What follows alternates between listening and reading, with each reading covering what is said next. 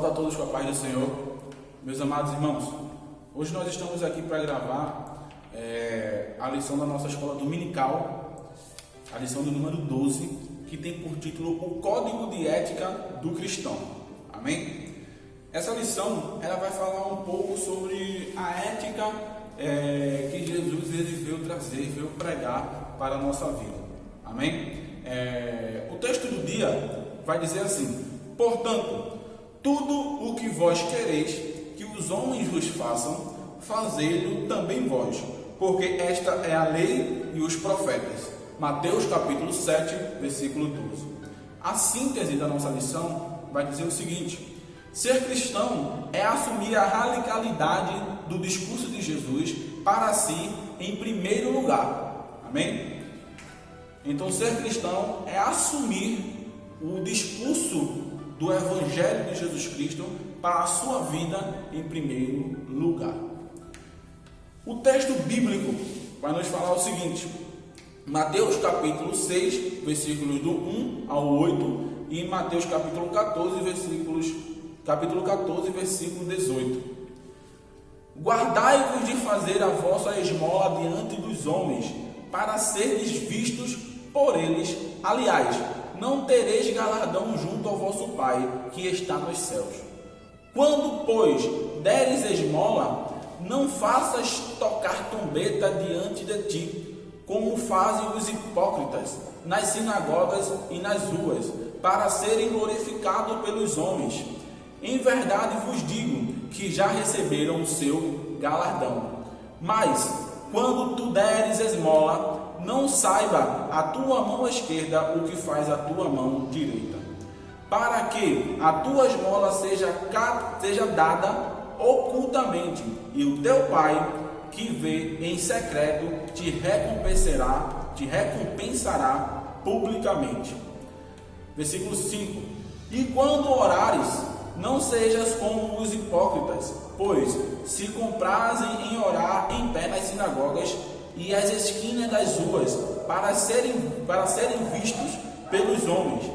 Em verdade vos digo que já receberam o seu galardão. Mas tu, quando orares, entra no teu aposento e fecha a tua porta. Ora a teu Pai que te vê em oculto, e o teu Pai que te vê em oculto te recompensará. E orando, não useis de vãs repetições, como os gentios, que pensam que por muito falarem serão ouvidos. Não vos assemelheis, pois, a eles, porque vosso Pai sabe o que vos é necessário antes de vós o pedirdes. 14. Porque se perdoardes aos homens as suas ofensas, também vosso Pai celestial vos perdoará a vós. Se, porém, não perdoardes aos homens as suas ofensas, também vosso Pai vos não perdoará as vossas ofensas. E quando jejuardes, não vos mostreis contristados como os hipócritas, porque desfiguram os seus rostos, para que aos homens pareçam que jejuam. Em verdade vos digo que já receberam o seu galardão. Porém tu, quando orares, unge a cabeça e levanta o rosto, e lava o rosto, para não pareceres aos homens que jejua, mas sim o teu Pai que está em oculto, e teu Pai que te vê o que está em oculto te recompensará. Amém? Meus irmãos, gostaria de fazer uma breve oração para que Deus venha falar aos nossos corações através da lição. Amém? Justo Deus, bendito Pai, em nome de Jesus, te peço nesse momento, Deus, que essa palavra, essa lição venha tocar aos nossos corações e que nós venhamos aprender com ela. Em nome de Jesus. Amém. Amém? Meus amados, a introdução da nossa lição de hoje vai dizer assim: é um consenso entre os especialistas que temos em Mateus capítulo 5 ao capítulo 7 o cerne da mensagem de Jesus à humanidade. O que o comentarista está querendo dizer aqui nesse início, nesse primeiro parágrafo da introdução? Ele está dizendo que há um consenso que entre os especialistas entre Mateus capítulo 5 e Mateus capítulo 7, que se caracteriza o Sermão do Monte, há ali o cerne da mensagem do Evangelho de Jesus Cristo. O que é o cerne? É a base, na verdade, é a centralização do que Jesus veio pregar para nossas vidas. O Evangelho dele de amor, paz, compreensão e justiça. Amém? O Sermão da Montanha pode ser definido como a síntese da teologia e prática cristã. De modo absolutamente claro, Jesus aborda as mais diversas questões que dizem respeito ao nosso viver cotidiano. Felicidade, testemunho cristão, disciplinas espirituais, relação, graça e lei são algumas das temáticas discutidas pelo mestre nessas especulares linhas. Amém? Então, quando eu disse aqui que o cerne, na verdade, do Evangelho de Cristo se encontra no Sermão do Monte, isso quer dizer que no Sermão do Monte ali está centralizado o que Jesus ele quer para que o cristão ele viva. Amém? Como que Jesus quer que o cristão ele venha viver? Como que Jesus quer que o cristão venha lidar com as pessoas e com a sociedade no seu dia a dia? Amém? Então por isso que nesse Sermão do Monte ele abrange vários assuntos, como o comentarista vai nos dizer aqui, sobre a felicidade do crente, sobre o testemunho que o crente deve dar, sobre as disciplinas espirituais, sobre a relação entre a graça e a lei, amém? E daí por diante. Amém? Agora a gente vai adentrar no primeiro tópico, que vai falar esmolas, oração e jejum. O primeiro tópico, ele vai dizer em seu primeiro subtópico o seguinte: nossa vida devocional é para Deus. Amém? O que é devocional? Devocional tem a ver com o íntimo. Amém? Quando a gente fala de culto devocional, nós estamos falando de culto íntimo, de você para com Deus. Amém? É o seu íntimo com Deus, é o seu particular que você tem que ter com Deus. Amém? Então, quando a gente fala aqui que nossa vida devocional é para Deus, então devocional ele remete a algo que é íntimo. Então, a sua vida devocional, a sua vida íntima para com Deus. Amém? Em seu célebre Sermão da Montanha, de Mateus capítulo 5 a Mateus capítulo 7, Jesus dedica um considerável tempo para discutir as questões das práticas devocionais cotidianas. Amém? Oração, jejum e obras de generosidade. Amém? Então, vamos lá. Aqui nosso primeiro parágrafo, nosso primeiro subtópico vai nos dizer: em seu célebre Sermão da Montanha, Jesus dedica um considerável tempo para discutir as questões das práticas devocionais cotidianas. Que práticas devocionais cotidianas são essas? Oração, jejum e as obras de generosidade. Amém? Então, a oração, o jejum, a obra de generosidade, glorificado seja o nome de Jesus, e a leitura, eu gosto de acrescentar também aqui, a leitura da palavra e o aprendizado da palavra de Deus, ele tem a ver com o nosso devocional com Deus. Amém? O comentarista vai falar após isso aqui que a tradição religiosa de Jesus convivia com estas disciplinas espirituais desde os tempos milenários. Todavia, com o passar do tempo, elas foram perdendo o seu caráter celebrativo, voluntário e espontâneo para tornarem-se meras expressões ritualísticas. Aí é que mora o perigo, ok? Nosso comentarista está nos dizendo aqui que a generosidade, a oração, o jejum, a leitura da palavra, não é verdade? O pregar, o falar da palavra, ensinar a palavra, ele durante o tempo antigo, ele era mantido como forma de celebrar, de adorar, de glorificar o nome do Senhor. Mas com o passar do tempo, deixou de ser adoração, deixou de ser uma busca de intimidade com Deus e passou a ser um motivo ritualístico, na verdade, um motivo religioso. As pessoas faziam aquilo por rotina, por religiosidade e não mais por livre e espontânea vontade de adorar e buscar ter intimidade com Deus. Amém? Então Jesus, com esse sermão do monte, uma das coisas que ele combate muito é isso, essa religiosidade. Conseguindo o que o nosso comentarista ele vai dizer, diante desse quadro, o mestre apresenta no início do Evangelho de Mateus uma reflexão profunda sobre a necessidade de ressignificar as nossas atitudes cotidianas, muito especialmente aquelas que se referem à nossa espiritualidade. Amém? Então, o que o comentarista está querendo nos dizer aqui através dessas palavras, o que significa ressignificar, né? Ressignificar é você pegar algo que tem um significado, amém? E tornar ele em outro. Então, nesse caso aqui, Jesus ele queria ressignificar o que já havia sido ressignificado, amém? Eu sei que foi um pouco um trava-língua, mas você vai entender. O que isso quer dizer? Começou a ser vivido uma vida com Deus. O povo de Israel vivia uma vida com Deus na antiguidade, que era dessa forma. As pessoas viviam, oravam, jejuavam, sacrificavam, aprendiam da palavra, buscavam aprender de Deus como forma de gratidão, adoração e busca de conhecimento da parte do Senhor, busca de intimidade com Deus. O que acontece? Com o passar do tempo, isso foi ressignificado.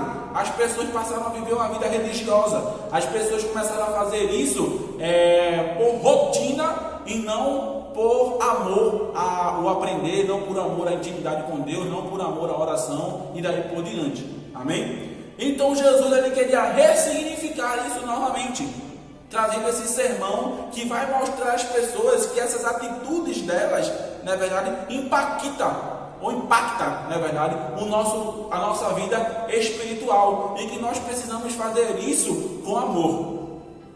Jesus, ele vai falar no sermão da montanha sobre vários assuntos, né, e práticas dos mestres da lei daquela época, que eles faziam aquelas coisas. Jesus, como detentor de todo conhecimento, né, porque ele é onisciente, como Deus ele era e é onisciente. Jesus ele sabia e conhecia os corações daqueles fariseus, daqueles sacerdotes, e ele sabia que aqueles homens oravam em praça pública, que eles leiam a palavra em voz alta nos templos, que eles desfiguravam o seu rosto para fazer jejum, porque eles queriam parecer para o povo como homens santos, como homens santíssimos. Amém?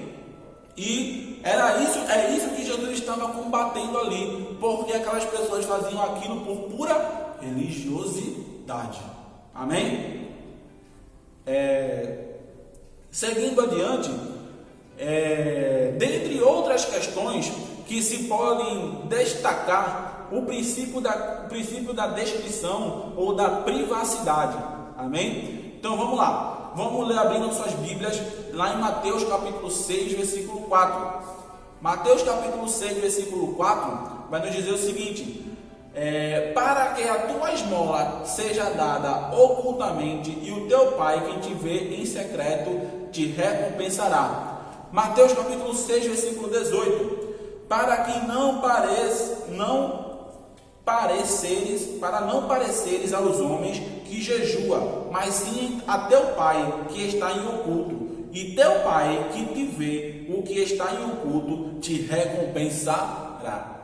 Então, o Jesus ele estava falando àquelas pessoas que ele escutavam no Sermão do Monte sobre algo muito importante, que era a intimidade com Deus.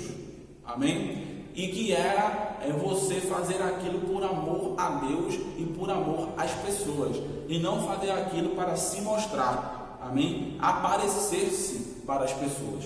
Jesus ele vai falar dentre esses textos que a gente leu aqui, em Mateus capítulo 6, do 1 ao 8 e do 14 ao 18. A gente vai ver Jesus falar do homem que dá com a mão, não é verdade, para que a outra não veja. A gente vai ver Jesus falar para a gente jejuar, para a gente ter a nossa intimidade com Deus dentro do nosso quarto, não é verdade, para que as pessoas não vejam, mas quem veja é o nosso Pai que está no secreto, é o nosso Pai que está em oculto com nós. Então, por que Jesus está dizendo isso? Porque justamente pela prática que eu tinha dito a vocês, que os fariseus e os sacerdotes, os escribas tinham de querer se parecer para as pessoas. Amém? E isso aqui vai entrar aqui uma coisa muito importante que o nosso comentarista ele vai falar, que vai impactar a nossa espiritualidade. Amém? Essas práticas, na verdade, de oração, a prática da oração, a prática do jejum, a prática de louvar a Deus, de ler a palavra de Deus, impacta na nossa espiritualidade diretamente. Então isso deve ser feito de uma forma que Deus ele venha receber. Amém? Porque Deus não recebe a oração, Deus não recebe a adoração, Deus não recebe o sacrifício daquele que quer aparecer para o povo. Deus ele recebe a adoração, Deus ele recebe a oração, recebe o louvor daquele que quer aparecer para Deus, daquele que quer ter intimidade com Deus, daquele que quer o bem para o reino de Deus. Amém? Glória a Deus. O primeiro aspecto a ser analisado com relação às nossas práticas devocionais cotidianas é a finalidade delas. Qual a finalidade que você tem em orar? Qual a finalidade que você tem em jejuar? Qual a finalidade que você tem em louvar? Qual a finalidade que você tem em tudo isso que você faz na igreja, quando você ajuda na obra de Deus e daí por diante? Qual a finalidade? O que o comentarista está falando aqui que a primeira coisa a se analisar, o primeiro aspecto a ser analisado com relação à nossa prática devocional cotidiana é a finalidade dela, né? Nós devemos analisar por qual finalidade eu estou fazendo isso. Amém? Prosseguindo, você ora com que objetivo? Ao jejuar você espera o quê? A generosidade que você pratica tem qual intenção? Amém? Então, se você está orando, você está jejuando, se você está doando algo para o seu irmão, você está fazendo isso com qual intenção? De obter algo em troca da terra ou de glorificar o nome de Deus através da sua atitude?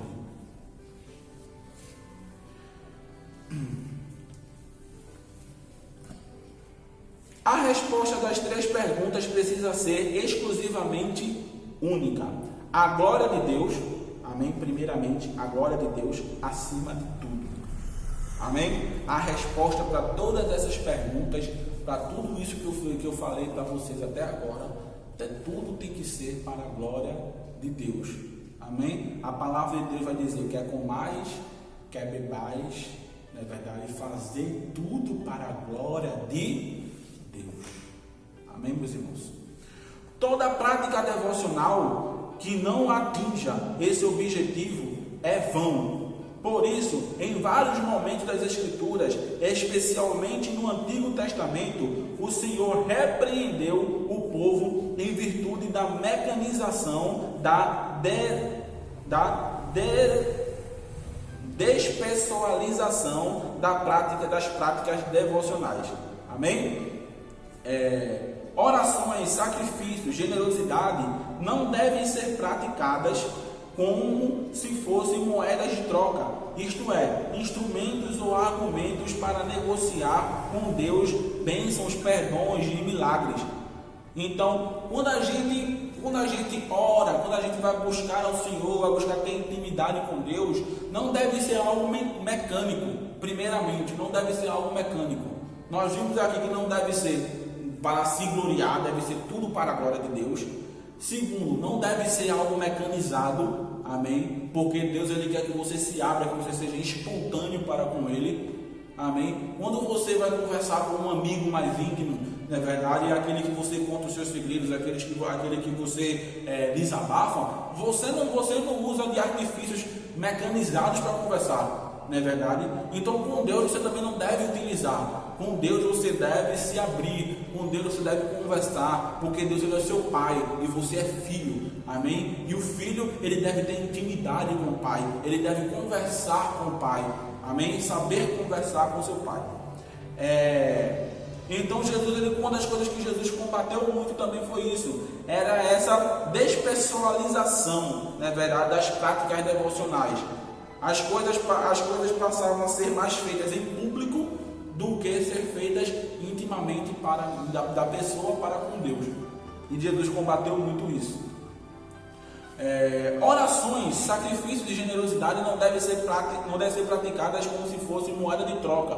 O que isso quer dizer? Você não deve buscar a Deus, na verdade, na sua vida, tanto no seu íntimo, no seu quarto, no seu íntimo, na sua casa, tanto na igreja, fazendo a obra, ajudando as pessoas carentes, na verdade, e louvando a Deus. Você não deve fazer nada disso buscando troca, buscando bênção em troca, buscando que Deus ele vinha ali dar milagre, cura, restauração, nada. Você deve fazer isso como forma de gratidão a Deus, de adoração a Deus e com a intenção de ter intimidade com Ele, porque a nossa maior intenção é chegar no céu, e sem essa intimidade com Deus a gente não chega lá, amém?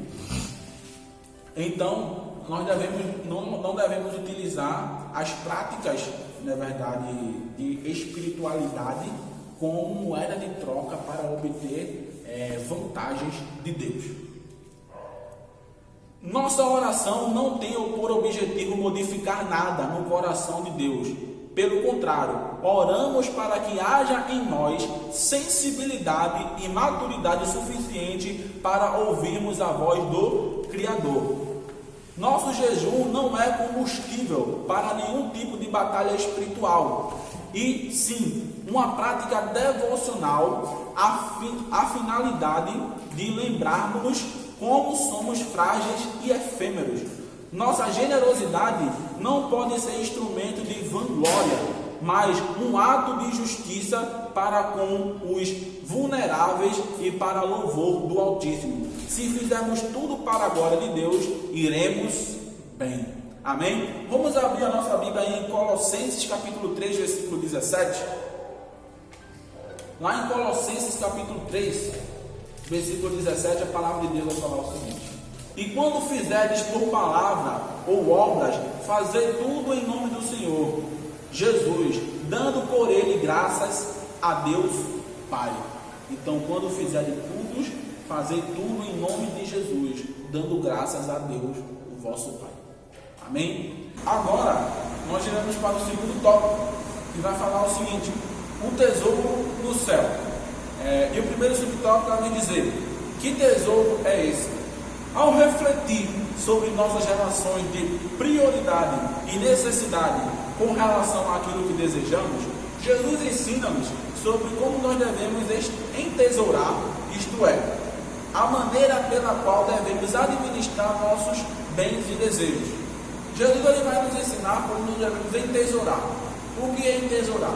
Entesourar significa guardar. A palavra entesourar significa guardar. Como nós devemos guardar, como nós devemos dedicar os nossos bens e os nossos desejos. Amém? Como nós devemos dedicar o nosso tempo aos nossos bens e desejos. A gente já viu aqui que tudo deve ser para a honra e glória de Deus. Amém? Quer com mais, quer com mais, fazer tudo para a honra e glória de Deus. Com isso nós vamos ver aqui que Jesus ele vai exortar também no Sermão do Monte acerca de como nós devemos tratar os nossos bens que nós adquirimos e os sonhos que nós temos para o nosso futuro pessoal, como nós devemos lidar com isso em relação a Deus. Lembrando que Isaías ele vai falar lá em Isaías capítulo 55, versículo 10, que os planos de Deus são maiores que os nossos planos os caminhos de Deus são maiores que os nossos caminhos. Então, a gente não consegue imaginar aquilo que Deus tem preparado para nós. Amém? Então, nessa parte de sonhos e planos, nós devemos sempre colocar em primeiro lugar os sonhos e os planos de Deus para a nossa vida. Amém? Seguindo adiante, esses ensinamentos de Jesus nunca foram esses ensinamentos de Jesus nunca foram tão atuais como hoje, nessa sociedade consumista e imediatista em que vivemos. Amém? Então, esse pensamento, esse ensinamento do nosso Messias nunca foram tão atuais. Isso é bem atual e nós estamos vivendo isso e em grande quantidade hoje em dia. Amém? As pessoas buscam consumir cada vez mais, as pessoas buscam ter cada vez mais, as pessoas buscam ter para já. Amém? As pessoas são muito imediatistas, buscam conquistar as coisas muito rápido. Amém? E se esquecem de que a palavra de Deus ela nos diz que há um tempo determinado para todas as coisas debaixo dos céus. Amém? Então tudo acontece pela permissão de Deus. Então nós devemos colocar Deus sempre à frente de tudo em nossas vidas. Amém? Continuando, falamos aqui sobre a sociedade imediatista e comunista. Vamos falar agora. Ao lermos da palavra do Mestre, certamente poderemos aprender a lidar com os nossos sonhos com mais sabedoria. Afinal de contas, até em sonhos e palavras devemos ser prudentes. Devemos, em primeiro lugar, levar em consideração que, ao falar desses tesouros, Jesus não está referindo-se apenas a bens materiais, e sim de tudo aquilo que se torna prioridade, destaque, o centro das atenções em nossas vidas. Então Jesus, ele está buscando nos ensinar, nos informar, nos alertar que a nossa prioridade, aquilo que tem destaque em nossas vidas aqui na terra, deve ser as coisas do reino de Deus, porque o reino é certeza que tudo passa, e a sua justiça, mas as palavras de Deus duram para sempre, porque Deus ele vai falar, e passarão os céus e a terra, mas as minhas palavras nunca hão de passar. Então a promessa de Deus é para uma vida eterna, e se você quer ter uma vida eterna, você deve ter um pensamento lá na eternidade. Amém? E não se preocupar em guardar bens aqui na terra, não se preocupar em juntar tesouro no céu, porque a prata e o ferrugem corroem, né? Mas aqui na terra a prata e a ferrugem corroem, mas lá no céu a prata e a ferrugem não corroem, e o ladrão não mina e nem rouba. Glorificado seja o nome dele. Amém? Meus irmãos, continuando.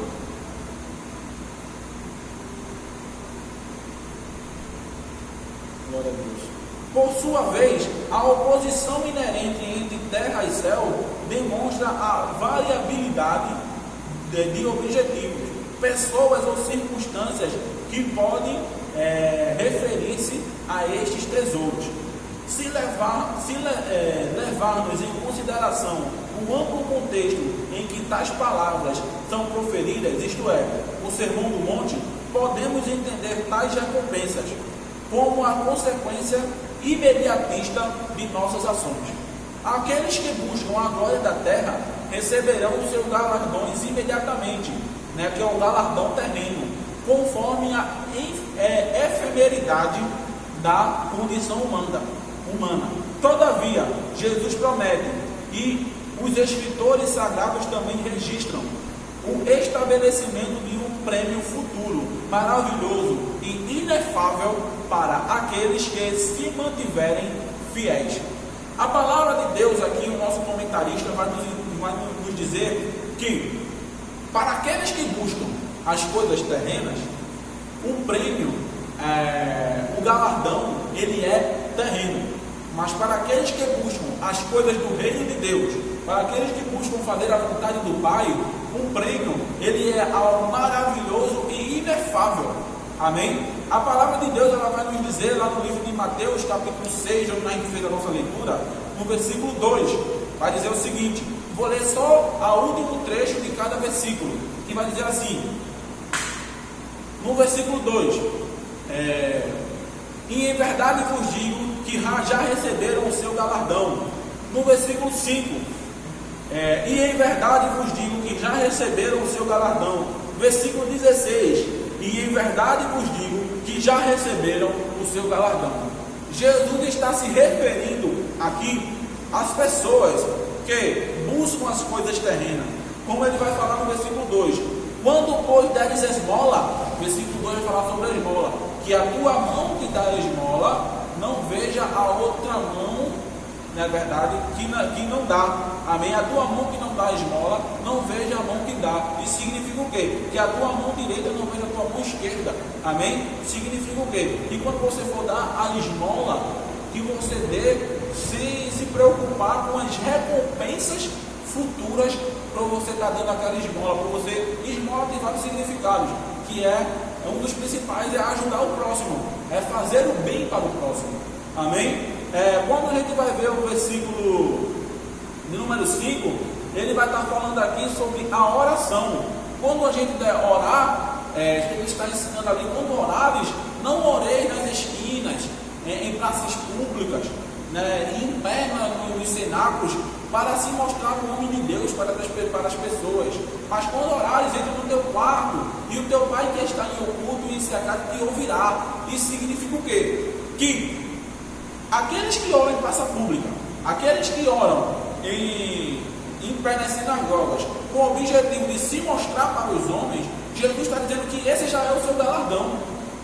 Esse já é o galardão deles. Os homens que consideram eles aqui na terra como homens de Deus, e consideram eles aqui na terra como pessoas santíssimas, aquele é o galardão deles, ser reconhecido pelos homens.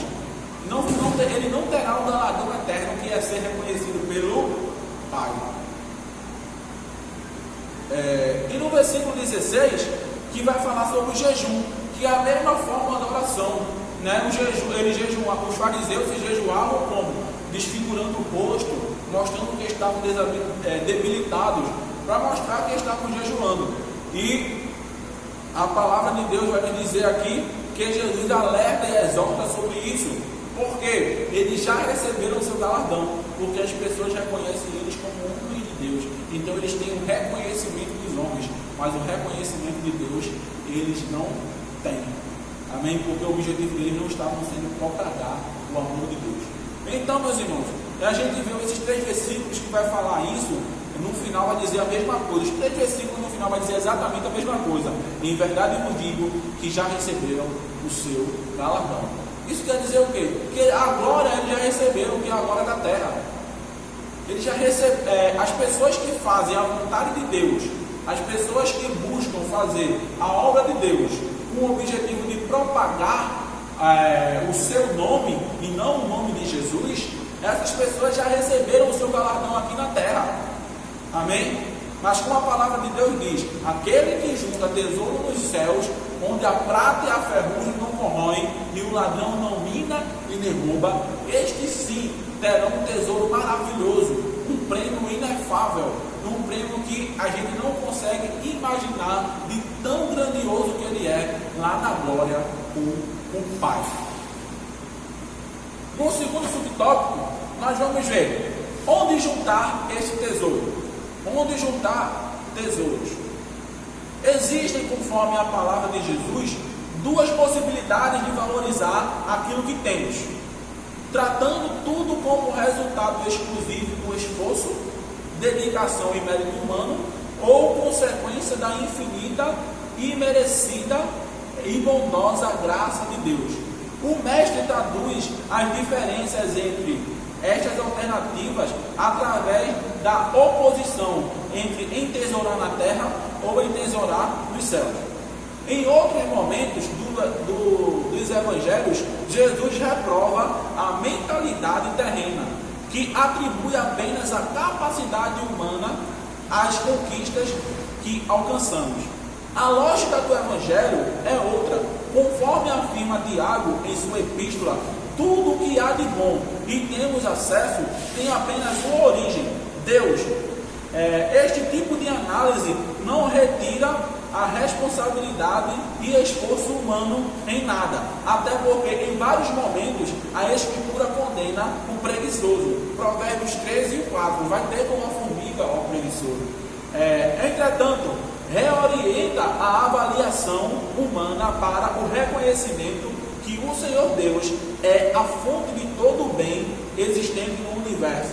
Assim sendo, cabe-nos a responsabilidade de valorizar a benignidade de Deus, escolhendo sempre a boa semente que Ele nos dá para plantar.